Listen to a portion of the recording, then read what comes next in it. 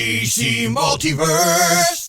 Well, that was quick. It sure didn't take McFarlane Toys long to release this figure. Seemed like it was only a few weeks ago that they were showing promo images of this angry-faced Hush Superman action figure.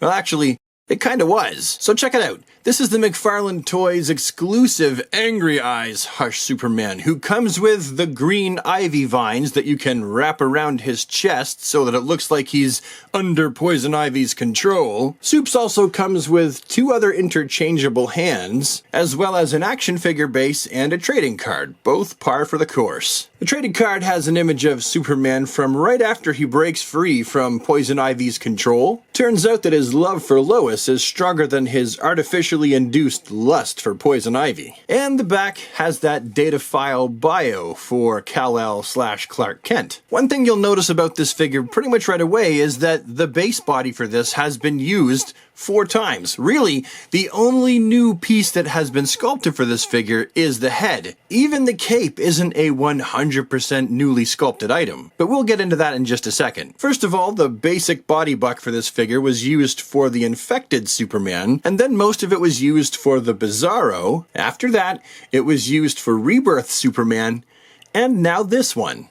Oh yeah, and it was also used to make Todd's version of a black suit Superman. I may have pilfered the body parts to make this John Stewart, so I can't put him in the video. This figure, as you can probably see, uses the same trunks area as the infected Superman, the same boots as all of them, as well as the same legs, arms, fists, chest, and S insignia. Except for on Bizarro, of course, it was backwards. Something that I find really cool about this figure is this is the first time we get a nice brilliant red and not shiny S insignia on a Superman figure. Now we know that the head is a new sculpt. We've already talked about that. This is something that is specific to this particular release of this figure. I would actually think that there's probably going to be a regular Jim Lee face sculpt release at some point on account of the fact that this is the gold label. Even though I'm not super partial to Angry Soup's faces with the heat vision eyes, this is done actually pretty well. It looks way better in person than it ever looked on the website. I'll definitely give it that much. And the hair is done really well. I really like this. The hair is sculpted up crazy to the nines. It looks just like it's messy and blowing in the wind. I do kind of wish that the spit curl was on the opposite side. Another thing I really like about this figure is I feel like the blue and the red are perfect.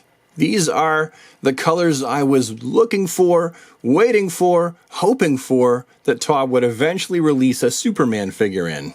Now, as I mentioned, talking about the cape, it's not a unique to the figure sculpt. At least not completely. It is cool that Superman finally has his big yellow S on the back of his cape, but the sculpt is actually mostly a mirror image of a cape that we already received on the Dark Knight Returns Superman figure. Now, as for comparisons, here we have him next to 2 other iterations of a Jim Lee-styled Superman, one from Mafex and one from the classic DC Direct. Next, we have him with a couple of other McFarlane Toys Superman figures. These are just a few of my favorites. And then why not bring in the Superpowers Collection Superman, as well as that classic DC Direct version? Now at this point you might be saying, Brad, how does he scale up with the Hush Batman figure? Well, like this. He's shorter than Batman. He's shorter than Batman. That's not right. Why is he shorter than Batman? Because this Batman is a giant. He's huge. But I mean, looking at Martian Manhunter, Superman, and Batman all together, we can see that scale has always been kind of an issue for McFarlane's DC Multiverse. Here's a custom Batman figure that I based off of the Hush Batman body buck that I kinda sorta drilled out some of the meat from inside of his legs and sunk the rounded hinges up inside just so I could shorten him a little bit and give him a little bit more stability in the ankles department, and he's still a little bit taller than he should be in comparison to Superman. Now, just before I give my final thoughts, I am going to go through the articulation, because even though we've seen it a bunch of times before, based on the fact that this is a figure we've already reviewed most of before, I still need to go through it just so I can say I did. Sockets, rounded hinges, 360 bicep, double jointed elbows, rounded hinge in the wrists. The torso has that nice big rounded, I'm assuming this is a ball joint up in the torso. Combine that with the head, which actually gets a pretty fantastic range of motion, and you end up with a pretty awesome ability to put him in flight poses. And then you've also got down here, you've got the groin, the McFarlane hingy groin, plenty of articulation there, no complaints. As usual, he doesn't really have a ton as far as this kind of motion. That kind of stinks. You've got knees that are double jointed and offer a good amount of articulation as far as the rounded hinges in the ankles that pivot and the toe.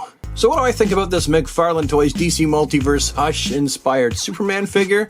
I love it. I really like this. The colors, in my opinion, are perfect. I've never had a Superman figure ever in my entire life that I liked the colors of better.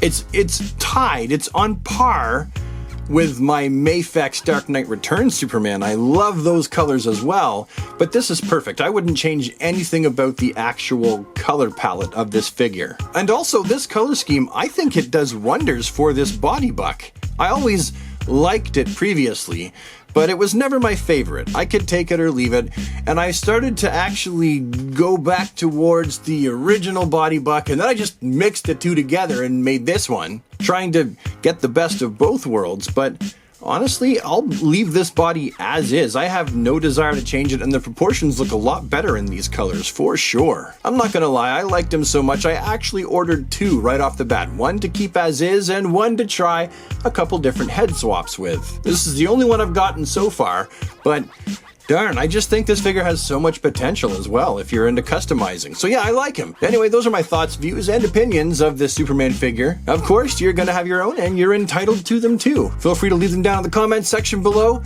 and I will see you in the next one. And as usual, have yourself a DC day, and take care. Bye for now.